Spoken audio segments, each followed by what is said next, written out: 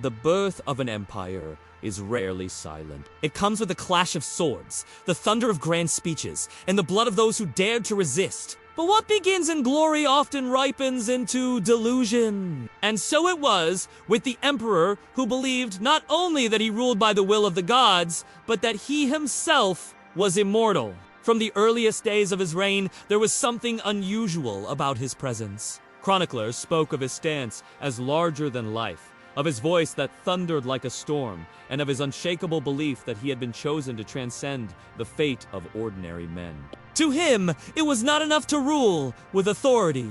He wanted his name carved not only in memory, but in eternity itself. The emperor saw proof of his supposed immortality everywhere. A lightning strike that left him unscathed was not chance, but evidence of invulnerability. A victory in battle was not the work of his generals, but the hand of destiny shielding him. He began to believe that his life was not merely long, it was infinite. And like every delusion born of power, it grew, fed by flatterers and priests, eager to turn lies into truth for the sake of privilege. Temples were remade to exalt not only the traditional gods, but the emperor himself. Altars bore his likeness. Statues depicted him not as a man, but as a divinity. Ceremonial hymns proclaimed his eternity, and crowds were forced to chant songs declaring that their ruler would never die. An empire that had once bowed to ancient deities now bent its knee to a man who claimed to be more than human. The delusion manifested in everyday details. The emperor forbade anyone to mention death in his presence, as though the word itself could weaken his aura of eternity. He banned books and writings that dealt with mortality. At banquets, he raised his cup and toasted his own immortality, while guests were forced to applaud with... There was no room for doubt, for to question his immortality was to question the very structure of the empire. Yet the more he proclaimed his invulnerability, the more his actions revealed the opposite. He surrounded himself with excessive guards, ordered additional walls built, and distrusted even his most loyal advisors. The man who declared himself eternal lived in constant fear of death, as if every shadow concealed an assassin, every chamber a stage for betrayal. His body, though strong, began to bear the natural marks of age and excess, but these were treated as heresy. Physicians were forced to conceal symptoms, while courtiers invented divine explanations to excuse visible weakness. The people saw the contradictions, even if they dared not speak them aloud. Many understood that his immortality was nothing more than a mask to conceal the most human fear of all, the terror of ceasing to exist. But to say this openly was impossible. The streets echoed with chants of adoration, the plazas were filled with festivals celebrating the emperor's eternity. And yet, behind the pomp, there were suspicious glances, hushed whispers, and a shared sense that it would all end in tragedy. The empire became a mirror of its ruler's delusion. Grand works were built, not for the good of the people, but to proclaim his immortality. Monuments, palaces, temples, all bore his image, his name, his inscriptions. The emperor did not wish to be remembered as a just ruler or a skilled conqueror. He wished to be remembered as the one who defeated time itself. And here lies the paradox. The more he chased eternity, the closer he came to ruin. For the man who believes himself immortal is already dead to reality. He fears no wrong decision, for he believes he cannot be defeated. He fears no conspiracy, for he believes nothing can destroy him. But that blind confidence is the poison that corrodes empire. The story of the immortal emperor begins not with the promise of glory, but with the birth of delusion. He believed he was eternal, and all around him were forced to sustain that lie. But the weight of the lie was too great. And like every stone placed on a crumbling foundation, the entire empire began to shake. The dream of immortality gleamed from afar, but those who lived under its walls knew the truth was far darker. For nothing is more dangerous than a man convinced. The world cannot exist without him, and nothing more inevitable than the fall of one who believes himself above death itself. Power has always thrived on spectacle, and for an emperor who believed himself immortal, ordinary ceremonies were never enough. He demanded rituals that went beyond worship, beyond reason, into the realm of madness. To sustain the illusion of his eternity, he orchestrated displays so grotesque that they blurred the line between politics and nightmare. Each ritual was meant to prove his divinity, but in truth, Every drop of blood spilled revealed the fragility of his delusion. It began with proclamations. The emperor declared that he could not be harmed, that his body was a vessel beyond the reach of mortal pain. Priests echoed his words, announcing that the gods themselves had infused his flesh with divine essence. But words alone were not sufficient. The people needed proof. And so the emperor gave it to them. Or at least, the twisted version he imagined proof to be. Public spectacles were staged in the heart of the empire. Crowds gathered in vast plazas, their faces lifted toward the balconies, where the emperor appeared, draped in garments of gold. He would extend his arms as if to embrace the heavens, then demand trials of invulnerability. Blades were drawn, torches lit, poisons prepared. Loyal subjects, forced or willing, would attempt to wound him under the watchful eyes of thousands. The emperor's guards, of course, ensured no true harm could come. Blades dulled, flames diminished, poisons replaced with harmless concoctions. And when he emerged, untouched, the masses erupted in forced awe, repeating the lie that their ruler had defied mortality. But the need for spectacle grew darker. The emperor's obsession with eternity demanded more than tricks. He began to indulge in rituals that merged cruelty with theater. Animals were slaughtered before his throne, their blood collected in golden basins. He would dip his hands into the warm liquid and smear it across his face, declaring that the lifeblood of others flowed into him, renewing his eternal strength. Priests chanted hymns. The crowds repeated invocations. And all the while, the emperor gazed upon them, with eyes burning not with divinity but with madness. As his delusion deepened, so too did the brutality of his rituals. He demanded that condemned prisoners be brought before him. They were forced to kneel at his feet, trembling as the emperor proclaimed that their deaths would feed his immortality. Their throats were cut, their blood spilled onto the marble floor, and the emperor would walk barefoot through the crimson puddles, raising his arms as though ascending into godhood. The people cheered, not out of devotion, but out of terror. To remain silent during such spectacles was to invite suspicion, and suspicion in the emperor's court was a death sentence. What disturbed most was not the violence itself, but the emperor's hunger for repetition. One ritual was never enough. He demanded them weekly, sometimes daily, each more elaborate than the last. He insisted that the gods required constant proof of his eternity, and that only through sacrifice could his immortality be renewed. The empire that had once worshipped ancient deities now found itself enslaved to the emperor's appetite for blood. His rituals spread into every corner of palace life. At banquets, guests were forced to drink from cups stained with sacrificial blood. At festivals, dancers moved not to celebrate life, but to reenact the deaths that supposedly sustained their ruler.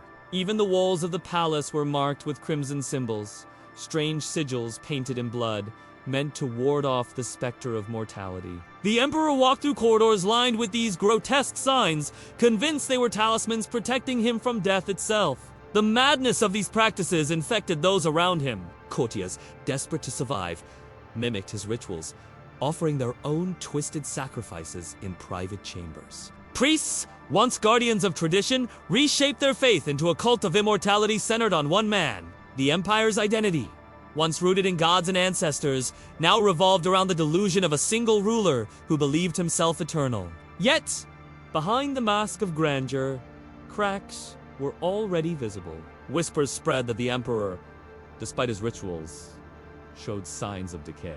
His body bore scars that never fully healed. His flesh grew paler, his steps slower, his nights restless. Physicians, forbidden from acknowledging weakness, described his ailments as divine transformations, claiming that his suffering was evidence of transcendence. But to those who looked closer, it was obvious. The man who proclaimed himself immortal was rotting from the inside. The rituals became more desperate as his health declined. He demanded larger sacrifices, grander displays, as though drowning his mortality in blood might delay the inevitable. Prisoners vanished from dungeons at an alarming rate, dragged to secret chambers where their deaths were hidden from the public eye. Rumors claimed that their blood was consumed, their flesh burned, their ashes mixed into concoctions meant to prolong the emperor's life. What had begun as theater devolved into madness, and those who served him no longer knew whether they were aiding a ruler or feeding a monster. The people endured these horrors in silence, for dissent was impossible. But fear is a poor foundation for devotion. Each ritual meant to prove immortality, instead planted seeds of doubt. If the emperor truly defied death, why did he need so many sacrifices? If his body was eternal, why did it falter beneath the weight of time? The more blood he demanded, the more evident it became. Immortality was not his gift, but his obsession. Foreign envoys who witnessed the spectacles left horrified. They described an emperor drenched in blood, a palace stinking of decay, and a people trapped in a cycle of terror. To outsiders, the rituals were not proof of eternity, but evidence of madness. Yet the emperor embraced the reputation. He believed that fear itself was a kind of immortality, that as long as the world recoiled in awe, his reign would endure. But even as he stood bathed in blood, the truth remained. No ritual could halt the march of time. His flesh weakened, his mind frayed, his empire trembled beneath the weight of his delusion. The rituals that once captivated the people now repelled them, leaving only terror in their wake. The emperor proclaimed himself immortal, but the very need to prove it again and again betrayed the truth. He was as mortal as any man, and his end was already approaching. The tragedy of these rituals was not only the lives lost, but the transformation of an empire into a cult of death. Temples once filled with prayers for prosperity now echoed with chants for eternity that never came. Festivals once celebrating harvests and victories became parades of blood. The empire's identity had been consumed, reshaped into a grotesque reflection of its ruler's madness. And when he finally fell, the ruins he left behind bore not the memory of glory, but the stench of sacrilege. Thus, the rituals of blood and madness did not prove immortality. They proved only the lengths to which fear and delusion can drive a man who refuses to accept his humanity. The emperor believed each sacrifice carved his name deeper into eternity. In truth, each one merely dug his grave deeper, ensuring that his legacy would not be divinity, but horror. Power unrestrained always breeds extravagance. But when that power is guided by the delusion of immortality, excess becomes grotesque. The emperor who believed himself eternal was not content with simple luxuries. He demanded spectacles that blurred the line between reverence and insanity. His palaces became theaters of vanity. His rituals evolved into orgies of decadence. And his empire bent under the crushing weight of one man's obsession to live and be worshipped as a god. The emperor no longer saw himself as a ruler of flesh and blood, but as a deity incarnate. His garments reflected this belief. Robes woven from the rarest silks, threaded with gold and studded with jewels. Crowns heavy with emeralds and sapphires adorned his head, not just in ceremonies, but even during meals. He walked through corridors shimmering like a celestial being, while his courtiers bowed so low their foreheads brushed the cold stone floors. To look at him too long without permission was considered an offense, for how could mortal eyes bear to gaze upon the divine? Banquets became monuments to his ego. Tables stretched for hundreds of feet, groaning under the weight of exotic dishes imported from across the known world. Game birds stuffed with spices, fish dragged alive from distant seas, mountains of fruits drenched in honey, wines aged in secret cellars. All were laid out not to satisfy hunger, but to proclaim his dominion over nature itself. He boasted that every flavor belonged to him. Every living creature was created to serve his palate. Nobles forced to attend these banquets ate until they retched, for leaving food untouched was interpreted as defiance against the emperor's supposed divinity. But food was only the beginning. Entertainment took on the same scale of madness. Gladiatorial contests were staged not for the enjoyment of the crowd, but for the emperor's amusement alone. Fighters entered the arena knowing that the outcome depended not on skill but on the whim of one man who fancied himself eternal. At times, he would descend into the arena himself, not to fight, but to watch victims slaughtered at his feet, bathing in their blood as though absorbing their vitality. These performances were not sport. They were demonstrations of his fantasy that death served him, never touched him. The emperor's palaces were transformed into temples of self-worship. Walls were lined with mosaics depicting his victories, ceilings painted with scenes of him ascending to the heavens, his figure replacing the very gods his people had once revered. Statues of marble and bronze filled the courtyards, each larger than the last, until his likeness dwarfed the temples of the gods themselves. Inscriptions proclaimed not merely his greatness, but his eternity, carved into stone as if to trick time itself into obedience. Everyday life in the palace became a ritual of deification. Courtiers were required to address him not as emperor, but as the Eternal One, their voices trembling as they spoke. Songs were written not to celebrate the glory of the empire, but to extol the eternal life of its ruler. Priests, once guardians of faith, became actors in his theater, rewriting prayers so that every offering, every hymn, was directed to him alone. The empire's religion was hollowed out, replaced with the worship of a man who mistook vanity for divinity. The emperor's demands grew stranger by the day. He ordered feasts, held at midnight under artificial suns, crafted with oil lamps and mirrors, claiming that the cosmos itself obeyed his will. He had rivers of wine poured through the streets so that citizens could drink from his abundance. He commanded that rare animals be brought from distant lands, not to be admired, but to be slaughtered before him as offerings to his eternity. Every command, no matter how absurd, was obeyed, for disobedience was indistinguishable from treason. Yet, beneath the gold and spectacle, cracks appeared. Excess drained the empire's wealth at terrifying speed. Provinces bled their resources dry to feed his extravagance, while peasants starved and soldiers went unpaid. The emperor, blind to their suffering, insisted that their hardship was proof of devotion, that sacrifice for his glory was a sacred duty. Rebellion brewed in silence, but the fear of his wrath kept it hidden. For now, even within the palace, the weight of his demands crushed those closest to him. Courtiers who failed to show sufficient awe were banished or executed. Generals who requested resources for the army were accused of questioning the emperor's divinity and stripped of rank. Advisors who suggested moderation disappeared overnight, their names erased from records as if they had never existed. The emperor believed that by silencing dissent, he was proving his power. In truth, he was isolating himself, building walls of fear so high that even his most loyal servants despised him. The emperor himself became increasingly detached from reality. Surrounded by luxury, drowning in praise, he lost all sense of proportion. He spoke openly of ascending bodily into the heavens, of ruling not just over men, but over the stars. He commanded astrologers to chart his path to immortality in the skies, and when eclipses darkened the sun, he declared them omens confirming his divinity. What others saw as natural phenomena, he twisted into signs of his eternal reign. And yet, behind the madness, fear lingered. He avoided mirrors unless they were gilded and warped to flatter his image. He shunned discussions of age and sickness. Physicians who dared to mention decline were executed, replaced with flatterers who proclaimed his every cough a divine mystery. He wrapped himself in gold and jewels, not to celebrate life, but to conceal the creeping shadow of mortality that no ritual could erase. His extravagance was not a celebration of immortality, but a desperate attempt to deny death. Foreign emissaries left accounts of their visits, describing palaces that gleamed with impossible wealth, but reeked of excess. They wrote of an emperor who forced them to kneel before his image, who demanded they address him as divine, who conducted ceremonies in which he proclaimed he could never die. To them, it was clear.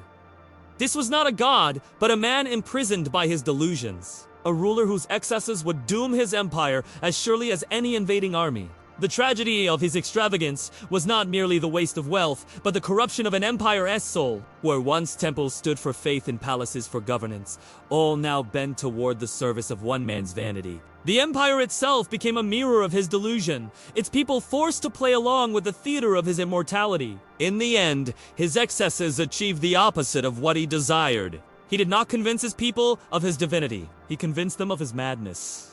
Every jewel he wore, every feast, he demanded. Every ritual he performed was another reminder of the gulf between his dream of eternity and the reality of decay. His empire grew poorer, his people hungrier, his enemies bolder, while he wrapped himself tighter in illusions of godhood. Thus, the emperor who sought to be a living god became instead the embodiment of mortal folly. His excesses did not grant him eternity. They carved his legacy in blood and ruin, ensuring that when he fell, he would not be remembered as a god, but as a warning.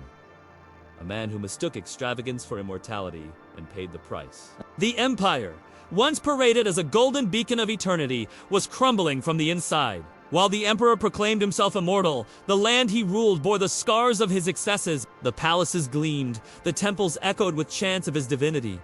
But beyond those gilded walls stretched a kingdom suffocating under famine, exhaustion, and despair. The people had once cheered his processions. Now, their stomachs empty and their backs bent, they whispered curses into the night. The roots of collapse had been planted long before.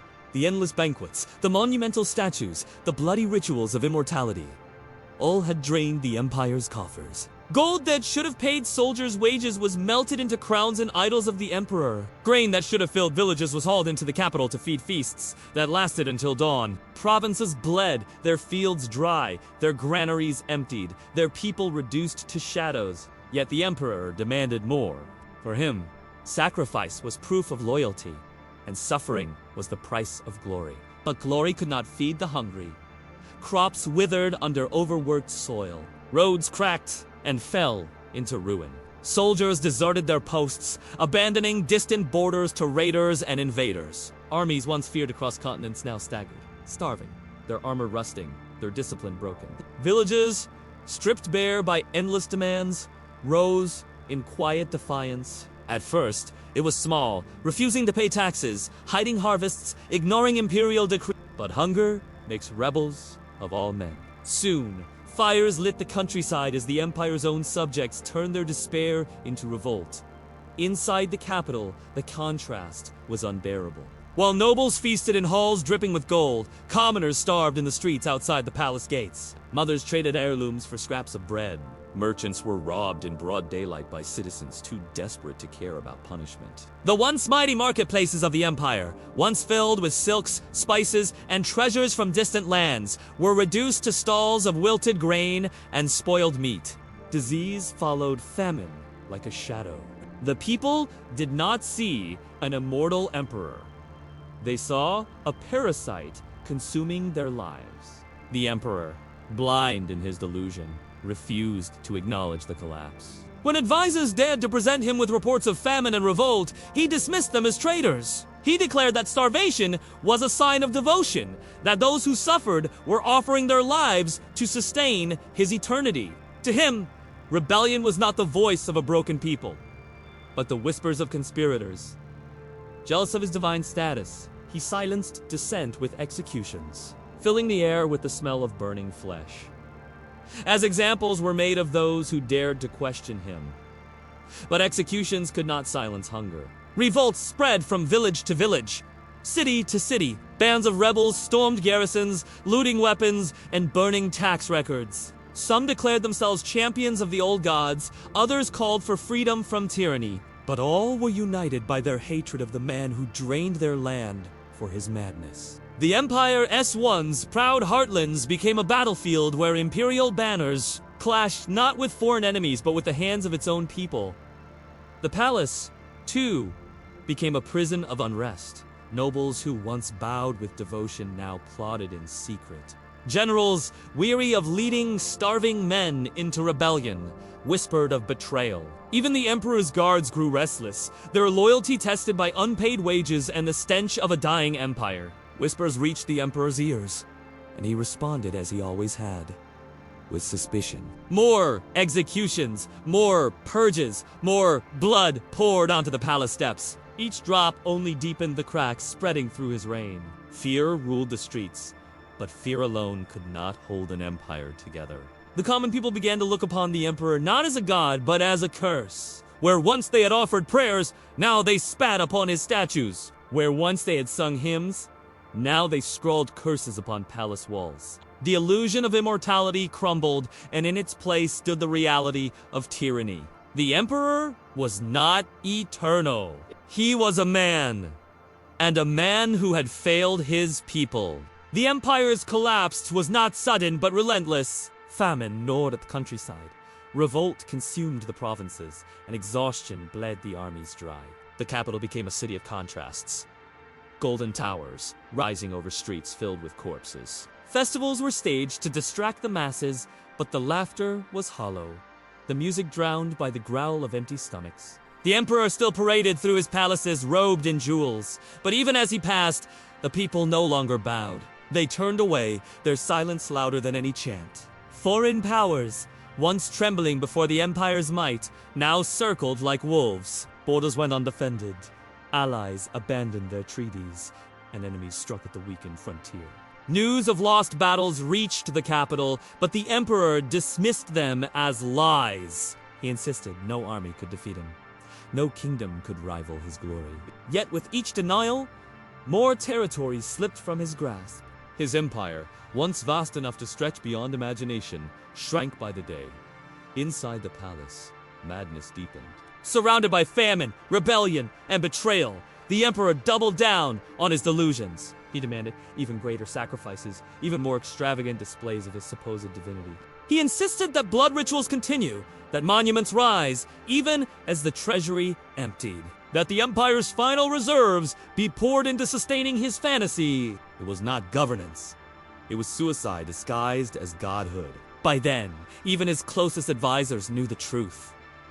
The empire was dying. Some plotted to flee, others to betray him, but all understood that the empire could no longer sustain his madness. The people's hunger had turned into rage. The army's exhaustion had turned into rebellion. The empire itself, once a monument to strength, was routing into ruin. The fall of the empire was not written in fire and steel from without, but in famine and despair from within. It was the slow unraveling of a land consumed by one man's refusal to accept mortality. The emperor had proclaimed himself immortal, but his empire told another story of hunger that could not be fed, of soldiers who could not fight, of people who could not endure.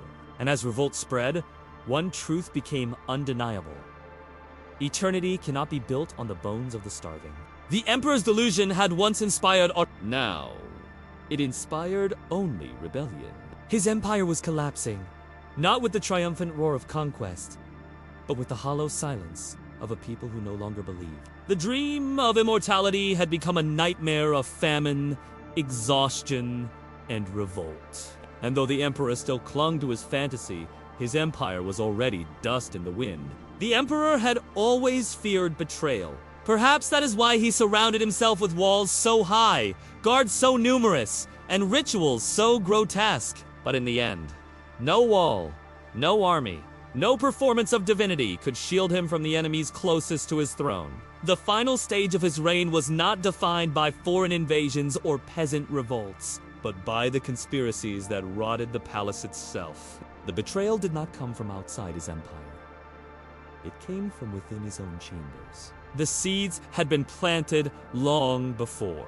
Years of excess, famine, and blood rituals had drained not only the empire's wealth, but the patience of those who served him. Courtiers who once knelt in adoration now whispered in secret halls. Generals who had bled for his glory now counted the cost of his madness in starving soldiers and abandoned borders. Even priests, once the loudest voices of his immortality cult, began to doubt the divinity of a man coughing blood behind silk curtains. The emperor still believed himself eternal, but those around him had already begun to imagine a future without him. The palace became a nest of whispers. Servants carried gossip between factions, sometimes knowingly, sometimes forced by fear. Nobles met under the guise of banquets but spoke not of loyalty, only of survival. Some plotted to place a new ruler on the throne, others to dismantle the cult of eternity altogether. In the corridors lined with mosaics of his supposed divinity, daggers were drawn and oaths of betrayal sworn. The emperor thought himself a god, but the gods he had replaced were already sharpening their vengeance through human hands. Conspiracies multiplied because the emperor himself fed them. His paranoia led him to purge loyal advisors, leaving only flatterers and opportunists. Each execution created new enemies. Each exile planted new seeds of rebellion. Those who survived learned the lesson well. The only way to escape suspicion was to conspire against him before suspicion fell on them. The palace became a labyrinth of treachery. Every alliance temporary, every promise poisoned. The guards, once the steel backbone of his reign, became fractured. Some remained loyal out of fear or habit, but many shifted allegiance in secret. Bribes, promises of land, or simple hatred turned soldiers into conspirators. The emperor demanded that guards watch one another. Spies, shadow spies, but in the end, this web of suspicion collapsed under its own weight. No one knew whom to trust, and in such chaos, betrayal was not a risk, but an inevitability. The turning point came when the emperor's health visibly faltered. Once draped in jewels, parading as a god among mortals, he now staggered through his palaces, his robes unable to conceal the weakness of his body. Whispers spread that his immortality was a lie, that the rituals had failed, that he was a man like any other. The illusion shattered, and with it, the last thread binding his court together. If the emperor could die, then so too could his reign, and so too could his enemies outlive him. The palace ceased to fear him and began to prepare for life after him. The conspiracies took shape in shadows. A group of generals, weary of leading armies to starvation, began to plot his removal. Nobles starving for power gathered their wealth and bribed guards to look the other way. Priests, once the loudest heralds of his divinity, began to draft proclamations declaring his fall to be the will of the gods. Even members of his family, those who had smiled beside him in public, began to scheme. Blood ties meant nothing in a palace where blood was spilled daily for far less. But betrayal in the palace was not swift.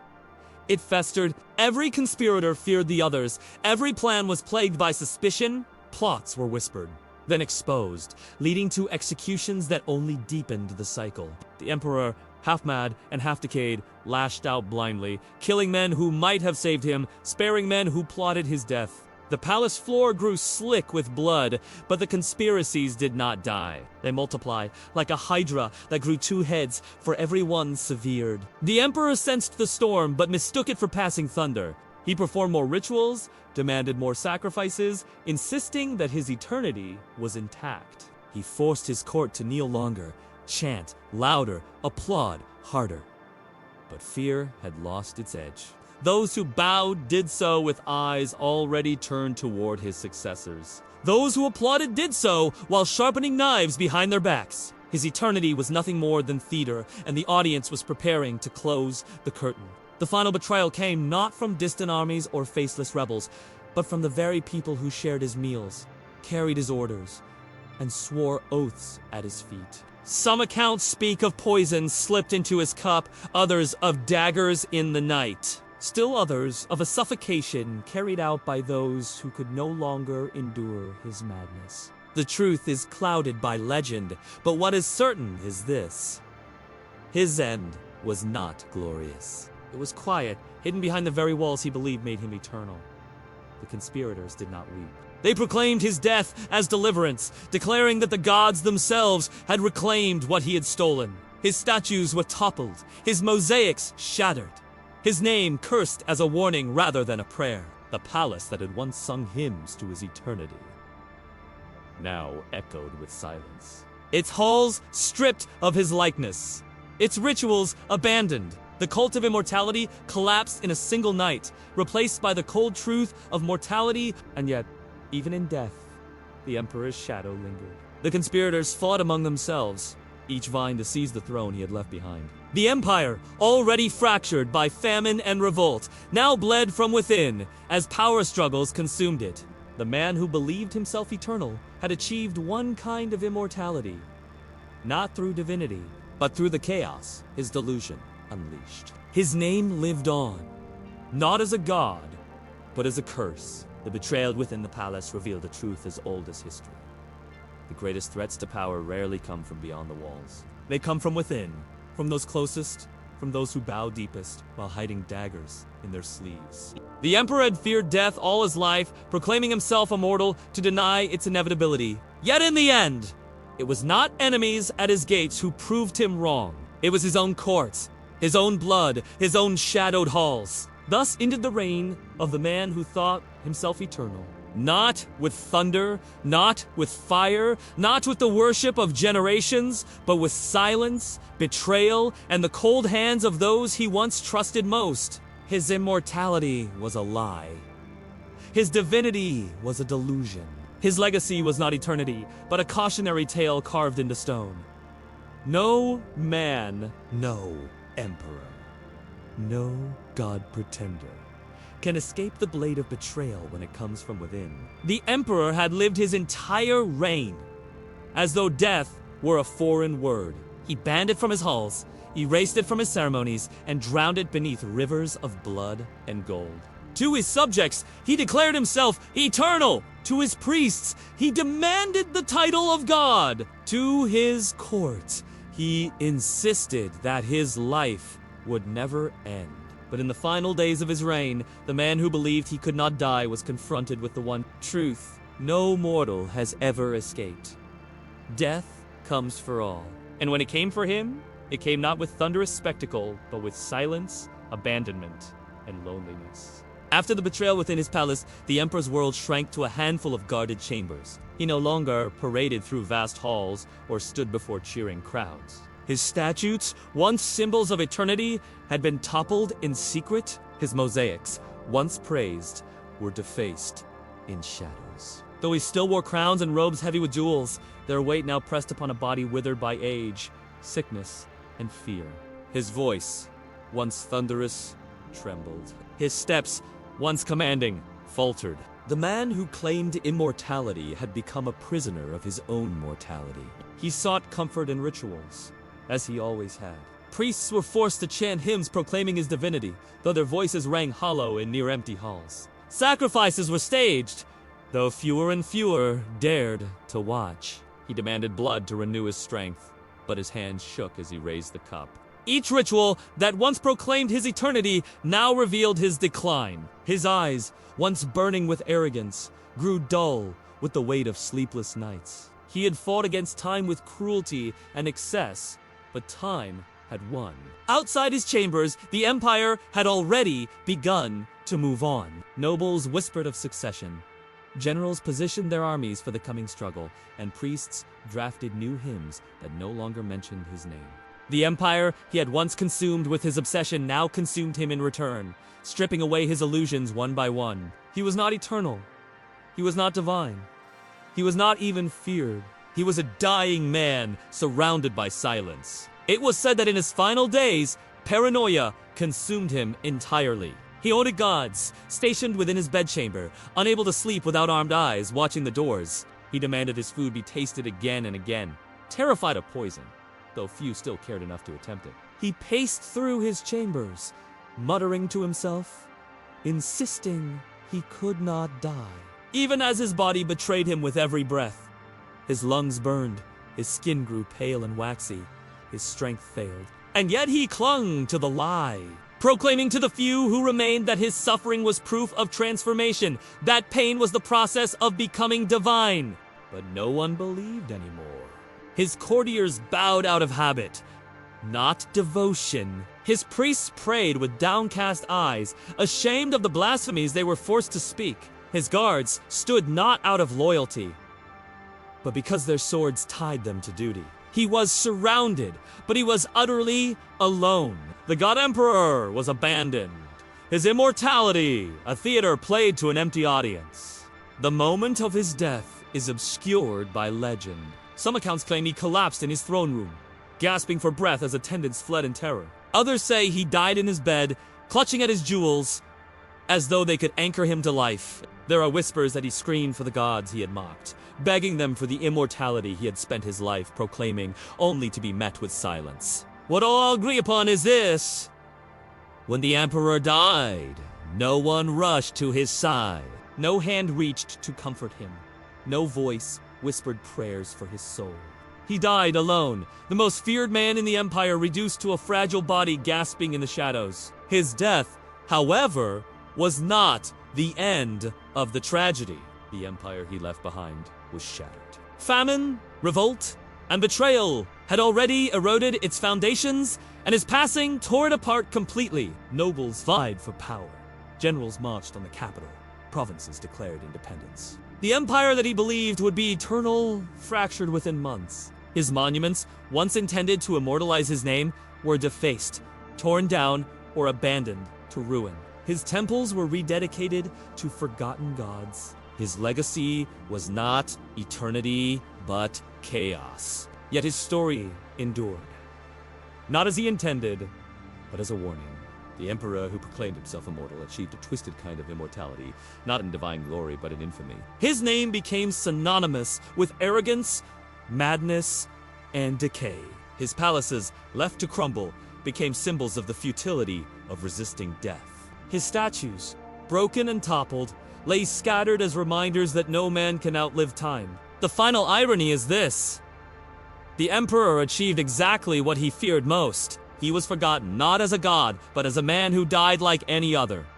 His rituals did not preserve him. His successes did not shield him. His armies did not save him.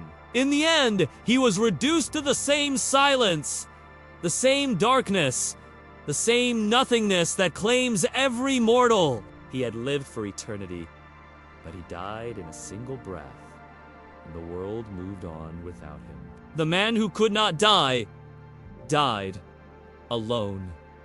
The emperor who thought himself eternal left behind no glory, no divine triumph, no everlasting kingdom. He left behind ruins, ashes, and a warning carved into history.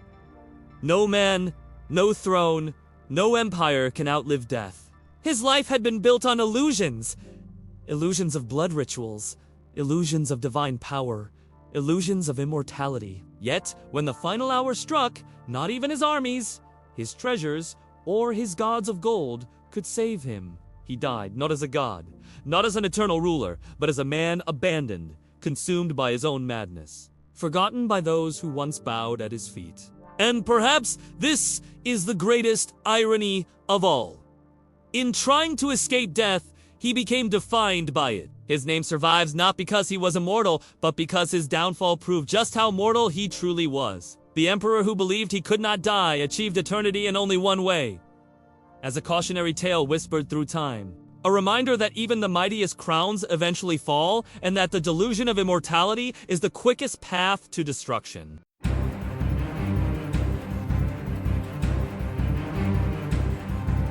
History hides its darkest truths in plain sight.